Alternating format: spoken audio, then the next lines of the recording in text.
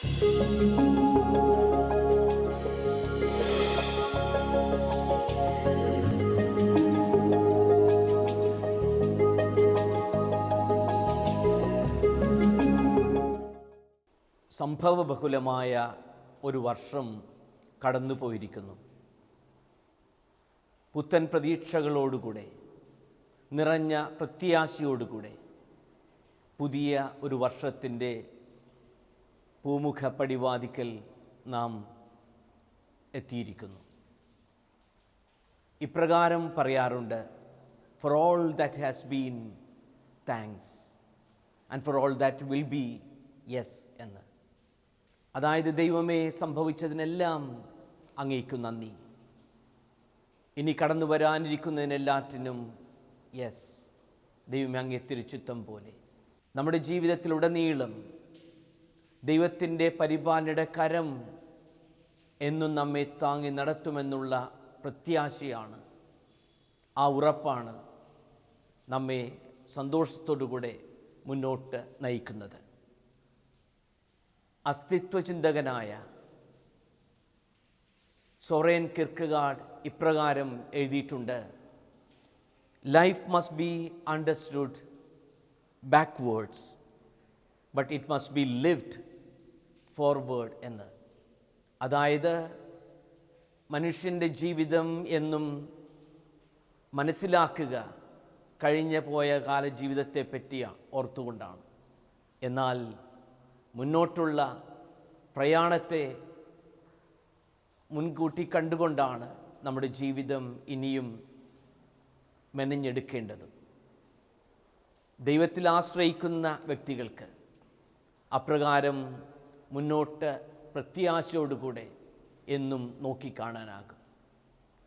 23-ാം സങ്കീർത്തനത്തിൻ്റെ ആദ്യ വരിയും അവസാനത്തെ വരിയും 1-6 വാക്യങ്ങൾ ഇപ്രകാരം പ്രത്യാശ നിർഭരമായി നമ്മുടെ ജീവിതം മുന്നോട്ട് നയിക്കുവാൻ നമുക്ക് കൂടുതൽ അനുഗ്രഹപ്രദമാക്കി മാറ്റുന്നു.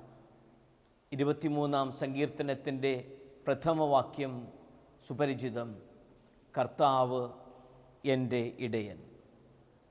6-ാം വാക്യം, അവിടുത്തെ നന്മയും കരുണയും ജീവിതകാലം മുഴുവൻ എന്നെ അനുഗമിക്കും.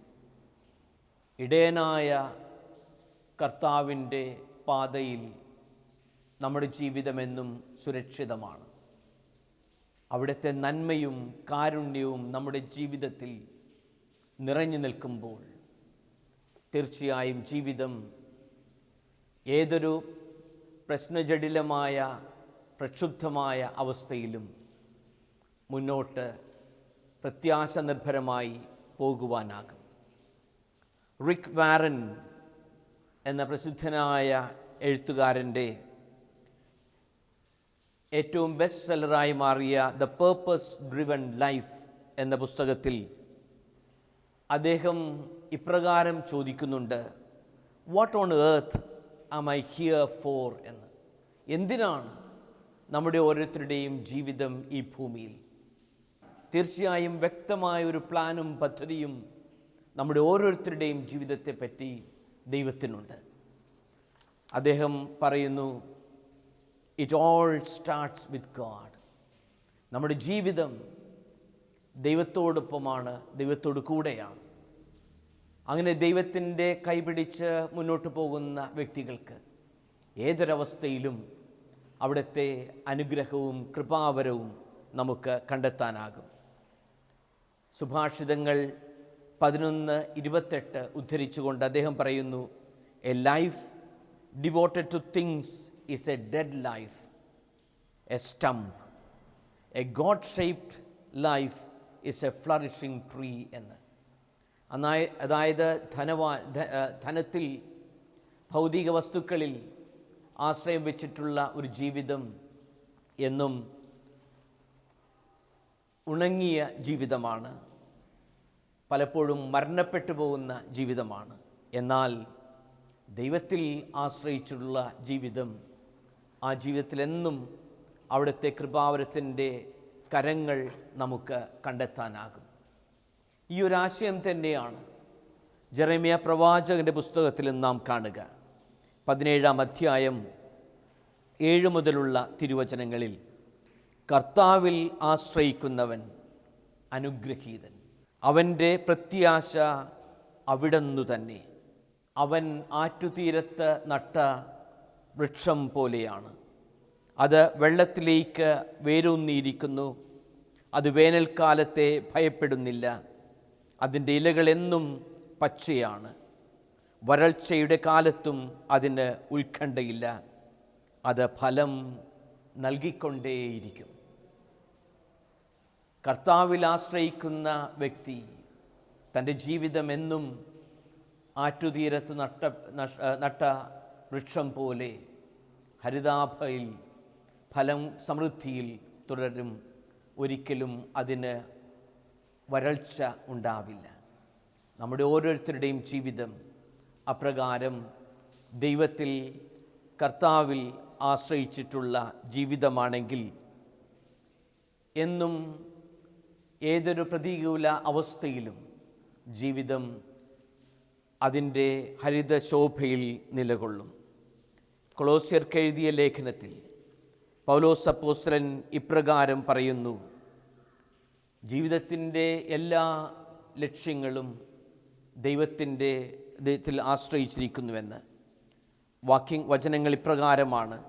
കൊളോസ്യർക്ക് എഴുതിയ ലേഖനം 1-ാം അധ്യായം 16-ാം വാക്യം: അവനിൽ സ്വർഗത്തിലും ഭൂമിയിലുമുള്ള ദൃശ്യവും അദൃശ്യവുമായ എല്ലാ വസ്തുക്കളും സൃഷ്ടിക്കപ്പെട്ടു. സിംഹാസനങ്ങളോ ആധിപത്യങ്ങളോ ശക്തികളോ അധികാരങ്ങളോ എന്തുമാകട്ടെ, എല്ലാം അവനിലൂടെയും അവനു വേണ്ടിയുമാണ് സൃഷ്ടിക്കപ്പെട്ടിട്ടുള്ളത്. അങ്ങനെ അവനിലൂടെയുള്ള ജീവിതം എന്നും ഐശ്വര്യപ്രദമായി മുന്നോട്ട് പോകുന്ന ജീവിതമാണ്. നമ്മുടെ ജീവിതത്തിലുള്ള എല്ലാ അവസ്ഥകളിലും ദൈവത്തിൽ ആശ്രയിച്ച് അവിടുത്തെ കരം പിടിച്ച് നാം മുന്നോട്ട് നീങ്ങുമ്പോൾ ജീവിതത്തിൻ്റെ എല്ലാ പ്രതികൂല സാഹചര്യങ്ങളിലും പ്രത്യാശയോടുകൂടെ ജീവിതം മുന്നോട്ട് നീങ്ങുവാനാകും. ഒരിക്കലൊരു മനുഷ്യൻ ഒരു സന്ധ്യാസമയത്ത് തൻ്റെ വലയുമായി ആറ്റിൻ്റെ തീരത്തേക്ക് പോയി മീൻ പിടിച്ച് അത് വിറ്റ് തൻ്റെ കുടുംബത്തെ പോറ്റണമെന്നുള്ള ആഗ്രഹത്തോടുകൂടെ, അങ്ങനെ പ്രത്യാശയോടുകൂടെ ഈ മനുഷ്യൻ ആറ്റിൻ്റെ തീരത്തേക്ക് പോവുകയാണ്. അവിടെ ചെന്ന് ആറിൻ്റെ ആഴങ്ങളിലേക്ക് അയാൾ വല വീശി. വളരെ പ്രതീക്ഷയോടുകൂടെ ഈ മനുഷ്യൻ സാവധാനം വല വലിച്ച് ആ ആറ്റിൻ്റെ മണൽത്തിട്ടയിലേക്ക് വലിച്ചു കയറ്റി. പക്ഷേ മണിക്കൂറുകൾ പലതും അധ്വാനിച്ചിട്ടും ഈ മനുഷ്യൻ്റെ വലയിൽ ഒരു ചെറിയ മീൻ പോലും കിട്ടുന്നില്ല. അങ്ങനെ വീണ്ടും തുടർന്നു. നേരം സന്ധ്യയായി, ഇരുട്ട് കയറാൻ തുടങ്ങി. അപ്പോഴും താൻ പ്രതീക്ഷിച്ച പോലെ ഒരു കൊച്ചു മീൻ പോലും തൻ്റെ വലയിൽ കുടുങ്ങുന്നില്ല. ആ മനുഷ്യൻ നിരാശപ്പെട്ട് ആ മണൽ തീരത്ത്, ഈ ആറ്റിൻ്റെ തീരത്ത് അവിടെ ഇരുന്നു. നേരം ഇരുട്ടായി. ആറിൻ്റെ സമീപത്തെല്ലാം കൂറ്റാക്കൂട്ടിരുട്ട്. സാവധാനം അങ്ങകലെ ചന്ദ്രബിംബം പ്രകാശിക്കുന്നത്, ഉദിച്ചുയരുന്നത് അയാൾ കണ്ടു. അപ്പോഴും നിരാശയോടുകൂടെ അയാളിരുന്നു. ഞാൻ എന്തിന് തിരികെ ഭവനത്തിലേക്ക് മടങ്ങണം? അവർക്ക് വേണ്ടി ഒന്നും സമ്പാദിക്കാതെ ഞാൻ തിരിച്ചു പോയിട്ട് എന്ത് കാര്യം? ആ മനുഷ്യൻ അങ്ങനെ ഇരുന്നപ്പോൾ ചിന്തിച്ചു, ഒന്നുകൂടെ പരിശ്രമിച്ചാലോ? എഴുന്നേറ്റ് വീണ്ടും തൻ്റെ സർവശക്തിയും ഉപയോഗിച്ച് ആ ആറ്റിലെ വെള്ളത്തിൻ്റെ ആഴങ്ങളിലേക്ക് വല ആഞ്ഞു വീശിയെറിഞ്ഞു. അങ്ങനെ തിരികെ പ്രതീക്ഷയോടുകൂടെ വലിക്കുമ്പോൾ എന്തോ ആ വലയിൽ കുടുങ്ങിയതുപോലെ തോന്നി. അയാൾ ശ്രദ്ധയോടെ വലിച്ചു കയറ്റാൻ നോക്കിയപ്പോൾ എന്തോ കട്ടിയുള്ള സംഗതി എന്തോ ഈ വലയിൽ കുടുങ്ങിയിരിക്കുന്നു. സാവധാനം ശ്രദ്ധയോടെ വല കീറാതിരിക്കുവാൻ പറ്റുന്ന വിധത്തിൽ അയാൾ സാവധാനം വലിച്ചു കയറ്റാൻ പരിശ്രമിച്ചപ്പോൾ അത് അത്ര എളുപ്പമല്ല എന്ന് മനസ്സിലായി. സാവധാനം ജലത്തിൻ്റെ ആഴങ്ങളിലേക്ക് അയാൾ ഇറങ്ങി ഈ വലയിൽ കുടുങ്ങിയിരിക്കുന്നത് എന്താണെന്ന് ശ്രദ്ധിച്ചു. അപ്പോഴാണ് മനസ്സിലായത് അതെന്തോ വലിയ ഒരു ചാക്കുകെട്ടോ എന്തോ ആണ്. അയാൾ ഈ ചാക്കുകെട്ടിൻ്റെ അകത്ത് എന്തായിരിക്കുമെന്നുള്ള സന്ദേഹമായി. സാവധാനം ഈ ചാക്കുകെട്ട് വലിച്ച് ഈ ആറിൻ്റെ തീരത്തേക്ക് വലിച്ചു കയറ്റി. അപ്പോൾ മനസ്സിലായി എന്തോ കയറുകൊണ്ട് ഈ ചാക്ക് കെട്ടിയിട്ടുണ്ട്. അയാൾ സാവധാനം ഈ ചാക്ക് കെട്ട് അഴിക്കുവാൻ തുടങ്ങിയപ്പോൾ മനസ്സിലൊരു ചിന്ത, ഇനി അതിൻ്റെ അകത്ത് വല്ല മൃതശരീരമോ വല്ലതുമാകുമോ. വീണ്ടും ഭയമായി, ഉത്കണ്ഠയായി, ആകാംക്ഷയായി. അങ്ങനെ ഈ ചാക്കിൻ്റെ കെട്ട് സാവധാനം അഴിച്ചു നോക്കിയപ്പോൾ മനസ്സിലായി എന്തോ അതിൽ കട്ടിയുള്ള പാറക്കല്ലുകളാണ്. സാവധാനം ഈ ഒരു പാറക്കല്ല് കയ്യിലെടുത്ത് ശ്രദ്ധിച്ചു നോക്കി. മിക്കവാറും അത് വെറും കരിങ്കൽ കഷ്ണമാണെന്ന് ചിന്തിച്ചു. അയാൾ വീണ്ടും നിരാശയോടുകൂടെ ഈ ചാക്ക് കെട്ട് അരികിൽ വച്ചിട്ട് അവിടെയിരുന്നു. സാവധാനം ഈ ചാക്കിൻ്റെ കെട്ടിൽ നിന്നും ഓരോ കല്ല് കയ്യിലെടുത്തു. അയാൾ ആറിൻ്റെ ആഴങ്ങളിലേക്ക് ഓരോ കല്ലും വലിച്ചെറിയുവാൻ തുടങ്ങി. എങ്ങും ഇരുട്ടായ ആ അവസരത്തിൽ നിരാശയോടുകൂടെ തൻ്റെ ഹൃദയത്തിലെ എല്ലാ ഭാരങ്ങളും കഥനവും വലിച്ചെറിയുന്ന വിധത്തിൽ ഓരോ കല്ലുമെടുത്ത് അയാൾ ആറിൻ്റെ ആഴങ്ങളിലേക്ക് വലിച്ചെറിയുവാൻ തുടങ്ങി. മണിക്കൂറുകൾ പലതും കൊഴിഞ്ഞുപോയി. പ്രഭാതമാകുവാൻ തുടങ്ങി. അങ്ങകലെ കിഴക്ക് ഉദയസൂര്യൻ്റെ പ്രഥമ കിരണങ്ങൾ ഈ ആറിൻ്റെ തീരത്തേക്ക് കടന്നു വന്നു. അയാളുടെ കയ്യിൽ ആ ചാക്കിൽ നിന്നെടുത്ത അവസാനത്തെ ഒരു കല്ല് അവശേഷിച്ചിട്ടുണ്ട്. ആ സൂര്യൻ്റെ സ്വർണ്ണകിരണങ്ങൾ ഈ കല്ലിലേക്ക് കടന്നു വന്നപ്പോൾ അയാൾ തൻ്റെ കൈകൊണ്ട് ഈ കല്ല് ഒന്ന് തിരുമ്മി നോക്കി. അപ്പോൾ മനസ്സിലായി ഈ കല്ല് തിളങ്ങുന്നു. വീണ്ടും അദ്ദേഹം സൂക്ഷിച്ചു നോക്കി. അപ്പോഴാണ് തിരിച്ചറിഞ്ഞത് ഇത് ഒരു സ്വർണ്ണ കല്ലാണ്, ഒരു സ്വർണ്ണക്കട്ടിയാണ്. അപ്പോഴാണ് താൻ ചെയ്ത അബദ്ധം തിരിച്ചറിഞ്ഞത്. ഇത്രയും നേരം ഈ ചാക്കിൽ നിന്നും താൻ ഈ ആഴിയുടെ ആഴങ്ങളിലേക്ക് വലിച്ചെറിഞ്ഞത് ഇതുപോലുള്ള ഓരോ സ്വർണ്ണ കഷ്ണങ്ങളായിരുന്നു. ആ മനുഷ്യൻ അവസാനത്തെ ആ കല്ല് കൈകളിൽ സൂക്ഷിച്ചിട്ട് വലയുമെടുത്ത് തിരികെ ഭവനത്തിലേക്ക് ഓടി. ഈ ഒരു കല്ല് കൊണ്ടെങ്കിലും ഈ ഒരു സ്വർണ്ണ കഷ്ണം കൊണ്ടെങ്കിലും തനിക്കൊരു പുതിയ ജീവിതം കെട്ടിപ്പടുക്കണം. ഒരുപക്ഷേ നമ്മുടെയും കഴിഞ്ഞു പോയ കാലജീവിതത്തെപ്പറ്റി ചിന്തിക്കുമ്പോൾ നഷ്ടപ്പെട്ടു പോയതിനെ ഓർത്ത് ഇനി ദുഃഖിച്ചിട്ട് കാര്യമില്ല. കയ്യിൽ കവന്നിട്ടുള്ള ഈ കൃപയെ നാം ഓർത്തുകൊണ്ട് ജീവിതം മുന്നോട്ട് പോകുവാനാകുക. നമ്മുടെ ജീവിതയാത്രയിൽ ദൈവം കൂടെയുണ്ടെങ്കിൽ, ദൈവത്തിൻ്റെ കൃപയുടെ സാന്നിധ്യം കൂടെയുണ്ടെങ്കിൽ, അവിടുത്തെ പരിപാലനയുടെ സാന്നിധ്യം നമ്മോടൊപ്പമുണ്ടെങ്കിൽ തീർച്ചയായും ജീവിതം വിജയിപ്പിക്കാൻ തന്നെ ചെയ്യാനാകും. പ്രസിദ്ധ എഴുത്തുകാരനായ എക്ഹാർട്ട് ടോള്ളയുടെ വളരെ ശ്രദ്ധേയമായ ഒരു പുസ്തകമാണ് ദ പവർ ഓഫ് നൗ എന്നത്. അതിൻ്റെ ആദ്യ ഭാഗത്ത് അദ്ദേഹം ഒരു കഥ വിവരിക്കുന്നത് വളരെയേറെ ശ്രദ്ധേയമാണ്. ഒരു ബസ് സ്റ്റാൻഡിന് സമീപം ഒരു യാചകൻ വർഷങ്ങളായി ഭിക്ഷയാചിക്കുന്നുണ്ടായിരുന്നു. ആ മനുഷ്യൻ ഏതെങ്കിലും ഒരു ബസ് വന്ന് യാത്രക്കാർ ഇറങ്ങി വരുമ്പോൾ തൻ്റെ കയ്യിലുള്ള ഒരു ഭിക്ഷാപാത്രവും നീട്ടി വല്ലതും തരണമേ എന്ന് പറഞ്ഞുകൊണ്ട് യാചിക്കുമായിരുന്നു. ബസ്സൊന്നും യാത്രക്കാരില്ലാത്ത അവസരത്തിൽ അയാൾ പോയി ഈ ബസ് സ്റ്റാൻഡിൻ്റെ അടുത്തുള്ള ഒരു മരത്തണലിൽ ഉള്ള ഒരു പഴയ പീഞ്ഞപ്പെട്ടിയിൽ ഇരിക്കും. ആ പീഞ്ഞപ്പെട്ടി വർഷങ്ങളായി ഇയാൾ ഇരിക്കുന്ന സ്ഥലമാണ്. പീഞ്ഞപ്പെട്ടിയുടെ മുകളിൽ ഒന്ന് രണ്ട് കീറ ചാക്കുകളും ഇട്ടിട്ടുണ്ട്. അങ്ങനെ ഒരു ദിവസം ഈ മനുഷ്യൻ ഭിക്ഷയാചിക്കുവാൻ വേണ്ടി ഭിക്ഷാപാത്രം നീട്ടിയപ്പോൾ അയാളുടെ നേരെ വന്ന ആ ഒരു യാത്രക്കാരൻ ചോദിച്ചു, സഹോദര, താങ്കൾക്ക് തരാൻ എൻ്റെ കയ്യിൽ ചില്ലറ കാശൊന്നുമില്ല.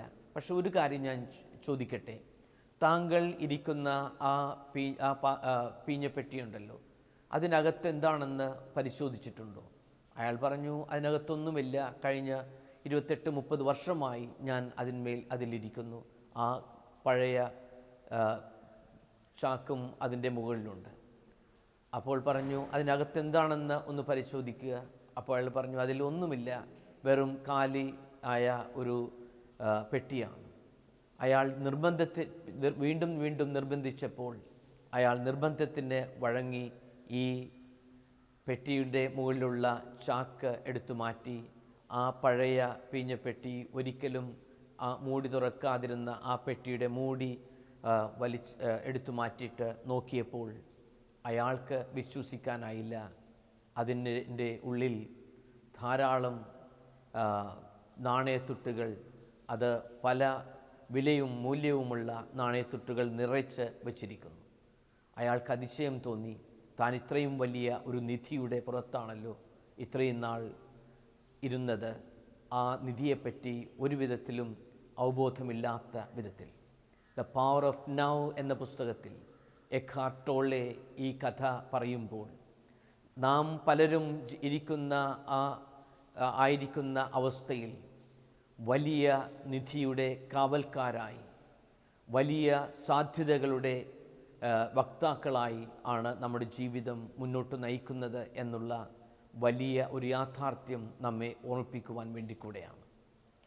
യോഹന്നാൻ്റെ സുവിശേഷം 21-ാം അധ്യായത്തിൽ യേശുവിൻ്റെ ശിഷ്യന്മാർ തങ്ങളുടെ പഴയ ജോലിയിലേക്ക് പോകുന്ന ആ ഹൃദയസ്പർശിയായ ഭാഗമുണ്ട്. പത്രോസും കൂട്ടരും യേശുവിൻ്റെ മരണശേഷം പണ്ടെങ്ങോ ഉപേക്ഷിച്ചു കളഞ്ഞ വലയും വഞ്ചിയുമെടുത്ത് തീരത്ത് നിന്ന് തിരകളെ മുറിച്ചുകൊണ്ട് ആഴക്കടലിലേക്ക് മത്സ്യബന്ധനത്തിന് പോവുകയാണ്. വളരെ ശ്രദ്ധേയമായ ഒരു വാക്യം യോഹന്നാൻ്റെ സുവിശേഷം 21-ാം അധ്യായം 4-ാം വാക്യത്തിലുണ്ട്.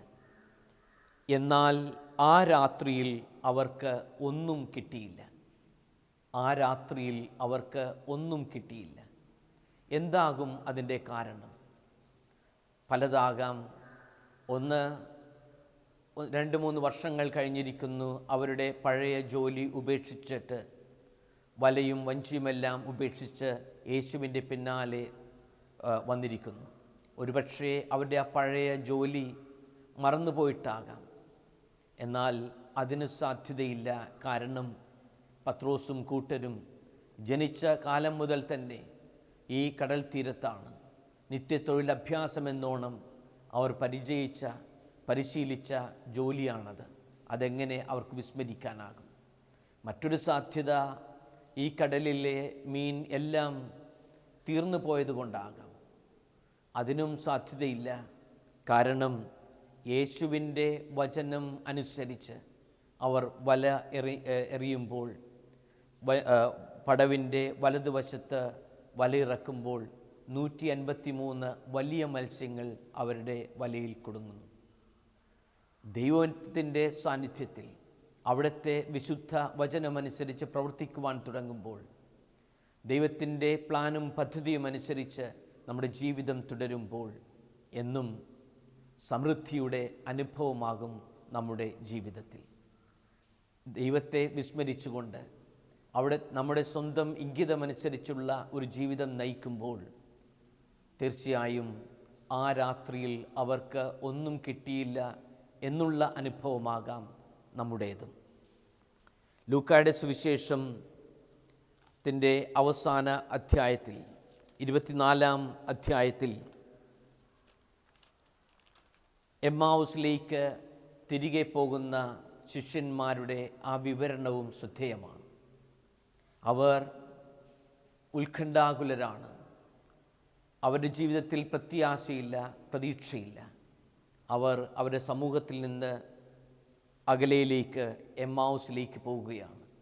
അവരുടെ കൂടെ കൂട്ടുചേരുന്ന അപരിചിതനെ അവർക്ക് തിരിച്ചറിയുവാൻ സാധിക്കുന്നില്ല. ഈ ദിവസങ്ങളിൽ സംഭവിച്ച കാര്യങ്ങളെല്ലാം ഈ അപരിചിതൻ വിവരിച്ചു കൊടുക്കുമ്പോഴും അവർക്ക് ആ മനുഷ്യനെ തിരിച്ചറിയുവാൻ സാധിക്കുന്നില്ല. അവസാനം വൈകുന്നേരമായപ്പോൾ അവർ യാത്ര പിരിഞ്ഞ് പോകാൻ അവസരമായപ്പോഴാണ് അപ്പം മുറിക്കുമ്പോൾ അവരുടെ കണ്ണുകൾ തുറന്നത്. വചനങ്ങൾ വ്യാഖ്യാനിച്ചു കൊടുക്കുമ്പോൾ അവരുടെ ഹൃദയങ്ങൾ ജ്വലിക്കുന്നതായിട്ടുള്ള അനുഭവം അവർക്കുണ്ടായത്. തിരികെ അവർ അവരുടെ സമൂഹത്തിലേക്ക് മടങ്ങുന്നു. എന്നും ജീവിതത്തിൽ പ്രത്യാശ നിറയുക, മറ്റുള്ളവരോടൊപ്പം ദൈവത്തിൻ്റെ ഇംഗിതമനുസരിച്ച് ജീവിക്കുവാൻ തുടങ്ങുമ്പോഴാണ്. അങ്ങനെയുള്ള ഒരു ജീവിതമാണ് തീർച്ചയായിട്ടും കൂടുതൽ അഭികാമ്യവും കൂടുതൽ പ്രതീക്ഷാ നിർഭരവുമായി മാറുക. പുതിയ ഒരു വർഷം നാം തുടങ്ങുമ്പോൾ നമ്മുടെ ജീവിതത്തിലും ഹൃദയത്തിലും കാത്തുസൂക്ഷിക്കേണ്ട ചില പ്രധാനപ്പെട്ട കാര്യങ്ങളുണ്ട്. തീർച്ചയായും ഒരു നല്ല ജീവിതം നമുക്ക് ഉണ്ടാകണമെങ്കിൽ പ്രഥമവും പ്രധാനവുമായി നാം ആഗ്രഹിക്കുന്ന വിധത്തിലുള്ള മാറ്റം വരേണ്ടത് നമ്മുടെ ഓരോരുത്തരുടെയും ജീവിതത്തിൽ തന്നെയാണ്. ഒരിക്കലും ഒരു രാജാവ് തൻ്റെ രാജധാനിയിൽ നിന്ന് നാട് കാണുവാൻ വേണ്ടി ഇറങ്ങി. അങ്ങനെ ആ രാജ്യത്തെ ഗ്രാമപ്രദേശങ്ങളിലുള്ള ഒറ്റയടി പാതയിലൂടെയൊക്കെ അദ്ദേഹം സഞ്ചരിച്ച് അവസാനം വൈകുന്നേരമായപ്പോൾ തിരികെ എത്തി. അത്രയും നാൾ രാജധാനിയിലെ മിനുമിനുത്ത മാർബിൾ തറയിലും അതേപോലെ തന്നെ പൂന്തോട്ടത്തിലെ പച്ചപ്പരവതാനി പോലെ വിരിച്ച പുൽത്തകിടിയിലും മാത്രം സഞ്ചരിച്ചിരുന്ന ആ മനുഷ്യന് ആദ്യമായി ഈ ഗ്രാമപ്രദേശത്തെ കല്ലും മുള്ളും നിറഞ്ഞ പരുപരുത്ത പാതയിലൂടെ സഞ്ചരിച്ചപ്പോൾ കാലുകൾ വിണ്ടുകീറി രക്തം ഒലിക്കുവാൻ തുടങ്ങി. ആ മനുഷ്യൻ അദ്ദേഹത്തിൻ്റെ മന്ത്രിയെയും രാജസദസ്സിനെയും ഒക്കെ വിളിച്ചിട്ട് പറഞ്ഞു, ഞാൻ അടുത്ത പ്രാവശ്യം ഈ ഗ്രാമത്തിലെ പാതയിലൂടെ പോകുമ്പോൾ എൻ്റെ കാലുകൾക്ക് മുറിവ് സംഭവിക്കാതിരിക്കുവാൻ നിങ്ങളൊരു കാര്യം ശ്രദ്ധിക്കണം. ആടുകളെയും ഒട്ടകങ്ങളെയും കാളകളെയും ഒക്കെ കൊന്നിട്ട് അവയുടെ ആ മിനുമിനുത്ത തോൽ ഈ ഗ്രാമപാതയിലൂടെ ഞാൻ സഞ്ചരിക്കുന്ന പാതയിലൂടെ നിങ്ങൾ വിരിച്ചിടണം. അപ്പോൾ ഈ രാജസദസ്സിൽ സമ്പൂർണമായ നിശബ്ദതയായിരുന്നു. ആ നിശബ്ദതയ്ക്ക് ഭംഗം വരുത്തിക്കൊണ്ട് മന്ത്രി എഴുന്നേറ്റ് ചോദിച്ചു, രാജാവേ, ഒരു കാര്യം ഉണർത്തിക്കുവാൻ അങ്ങനെ അനുവദിക്കുമോ? പറഞ്ഞുകൊള്ളൂ. അദ്ദേഹം അനുവാദം കൊടുത്തു. അദ്ദേഹം പറഞ്ഞു, ഇപ്രകാരം ഈ ഗ്രാമപാതയിലൂടെ, ഈ പരുപരുത്ത ഒറ്റയടി പാതയിലൂടെയെല്ലാം മൃഗങ്ങളുടെ തോലുകൾ വിരിക്കണമെങ്കിൽ എത്രായിരം മൃഗങ്ങളെ നാം കൊല ചെയ്യണം. അതിനു പകരം ഒരു കാര്യം ചെയ്താൽ പോരെ, 2 ചെറിയ കഷ്ണം തോലെടുത്ത് അങ്ങ് പാദരക്ഷയായി ഉപയോഗിക്കാമെങ്കിൽ അങ്ങയുടെ പാദങ്ങൾ എന്നും സുരക്ഷിതവും ഈ പാതയിലൂടെയുള്ള സഞ്ചാരം സുഗമവുമായി മാറും. അപ്പോൾ നമ്മുടെ ജീവിതത്തിലാണ് മാറ്റം വരേണ്ടത്. നമ്മുടെ ജീവിതത്തിൽ എടുക്കുന്ന തീരുമാനമാണ് തീർച്ചയായും സുഗമമായ രീതിയിൽ നമ്മുടെ ജീവിതം മുന്നോട്ട് പോകുവാൻ സാധിക്കുക. ഈ 2017 ജനുവരി 1-ാം തീയതി ആഗോള സഭ സമാധാന ദിനം കൂടെയായിട്ട് ആചരിക്കുകയാണ്. 2017 ജനുവരി 1-ാം തീയതിക്ക് വേണ്ടി ഫ്രാൻസിസ് പാപ്പ നൽകിയിട്ടുള്ള ലോക സമാധാന ദിനത്തിൻ്റെ സന്ദേശത്തിൻ്റെ പ്രധാനപ്പെട്ട ആശയം അക്രമരാഹിത്യം സമാധാനത്തിനായുള്ള രാഷ്ട്രീയ രീതി എന്നാണ്. നമ്മുടെ എല്ലാവരുടെയും ജീവിതത്തിൽ ഈ സമാധാനത്തിൻ്റെ പാത നാം സ്വീകരിക്കുമ്പോൾ തീർച്ചയായും കുടുംബങ്ങളിൽ സമാധാനം പുലരും, സമൂഹങ്ങളിൽ സമാധാനമുണ്ടാകും, രാഷ്ട്രങ്ങളിൽ സമാധാനം നിലനിൽക്കും. മദർ തെരേസ 1979 നൊബേൽ സമ്മാനം സ്വീകരിക്കുന്ന അവസരത്തിൽ നൽകിയ ആ പ്രസംഗത്തിൽ പറഞ്ഞ കാര്യം ഫ്രാൻസിസ് പാപ്പ ഈ ലോക സമാധാന സന്ദേശത്തിൽ കൊടുക്കുന്നുണ്ട്. മദർ തെരേസ, വിശുദ്ധയായ അമ്മ പറഞ്ഞു, we in our family don't need bombs and guns to destroy to bring peace. Just get together, love one another. നാം പരസ്പരം കൂട്ടായ്മയിൽ ഒരുമിച്ചായിരിക്കുക, പരസ്പരം സ്നേഹം പങ്കിടുക. ഒരുപക്ഷേ ഈ വർഷത്തിൻ്റെ ആദ്യ ദിവസങ്ങളിൽ തന്നെ പ്രിയമുള്ളവരെ, നമുക്കും ഒരു തീരുമാനമെടുക്കാം, കൂട്ടായ്മയിൽ ഒരുമിച്ചായിരിക്കുവാൻ, പരസ്പരം സമാധാനം പങ്കിടുവാൻ.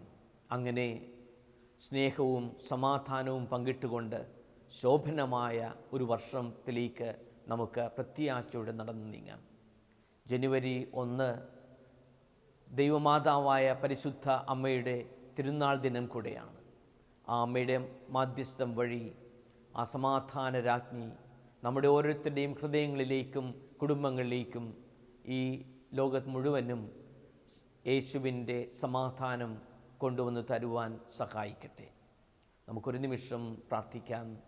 സ്നേഹപിതാവായ ദൈവമേ, അങ്ങ് നൽകിയ ഈ പുതിയ വർഷത്തെ ഓർത്ത് ഞങ്ങൾ അങ്ങേക്ക് നന്ദി പറയുന്നു. കഴിഞ്ഞ വർഷം ഞങ്ങൾക്ക് തന്ന എല്ലാ അനുഗ്രഹങ്ങളെയും, അതോടൊപ്പം തന്നെ ഞങ്ങളുടെ ജീവിതത്തിലുണ്ടായിരുന്ന പ്രയാസങ്ങളുടെ ദിവസങ്ങളിൽ അങ്ങ് ഞങ്ങളെ കൈപിടിച്ച് നടത്തിയതിനോർത്തും ഞങ്ങൾ നന്ദി പറയുന്നു. ഈ ഒരു പുതിയ വർഷം അങ്ങയോട് കൂടെ അധ്വാനിക്കുവാൻ, അങ്ങയുടെ പ്ലാനും പദ്ധതിയും അനുസരിച്ച് ജീവിക്കുവാൻ, ആറ്റിനരികെ നട്ടപ്പെട്ട ഒരു വൃക്ഷം പോലെ അങ്ങയോട് ചേർന്ന് ജീവിച്ചുകൊണ്ട് ഞങ്ങളും ഫലം പുറപ്പെടുവിക്കുന്ന വൃക്ഷങ്ങളായി മാറുവാൻ, മറ്റുള്ളവർക്ക് അനുഗ്രഹമാകുന്ന ജീവിതം ഞങ്ങളിൽ നിന്നുണ്ടാകുവാൻ വരമേകണമേ. ഞങ്ങൾ പരസ്പരം കൂട്ടായ്മയിൽ ജീവിക്കുവാനും സ്നേഹവും സമാധാനവും പങ്കിട്ട് ഞങ്ങളുടെ കുടുംബങ്ങളിലും സമൂഹങ്ങളിലും പ്രകടമായ മാറ്റം കൊണ്ടുവരുവാനും സഹായിക്കണമേ. പ്രിയമുള്ളവരെ, പുതിയ ഒരു വർഷം നാം തുടങ്ങുമ്പോൾ പ്രത്യാശയോടുകൂടെ നമുക്ക് നടന്നു നീങ്ങാം. കാരണം നമ്മുടെ ഓരോരുത്തരുടെയും ജീവിതത്തിന് ഒരു പ്രത്യേകമായ ദൗത്യം പൂർത്തീകരിക്കുവാനുണ്ട്. ദൈവത്തിന് നമ്മെപ്പറ്റി ഒരു പ്ലാനുണ്ട്. നമ്മുടെ ഓരോരുത്തരുടെയും ജീവിതം അവിടുത്തെ കൃപയിൽ മുന്നോട്ട് നയിക്കുവാനുള്ളതാണ്. പരസ്പരം സ്നേഹത്തിൽ കൈകോർത്തുകൊണ്ട് നമുക്ക് ജീവിക്കാം. For all that has been thanks, for all that will be yes. സംഭവിച്ചതിനെല്ലാം ദൈവമേ അങ്ങേക്ക് നന്ദി. ഇനിയുള്ള കാലമെല്ലാം അങ്ങയുടെ കൃപയിൽ ആയിരിക്കുവാൻ ഞങ്ങളെ അനുഗ്രഹിക്കണമേ. ആ പ്രാർത്ഥനയോടുകൂടെ, പുത്തൻ പ്രതീക്ഷയോടുകൂടെ നമുക്ക് ഈ പുതിയ വർഷം തുടങ്ങാം. ദൈവം നമ്മെ സമൃദ്ധമായി അനുഗ്രഹിക്കട്ടെ. പുതുവർഷത്തിൻ്റെ മംഗളങ്ങൾ സ്നേഹമോടെ നിങ്ങൾക്ക് ഓരോരുത്തർക്കും നേരുകയും ചെയ്യുന്നു.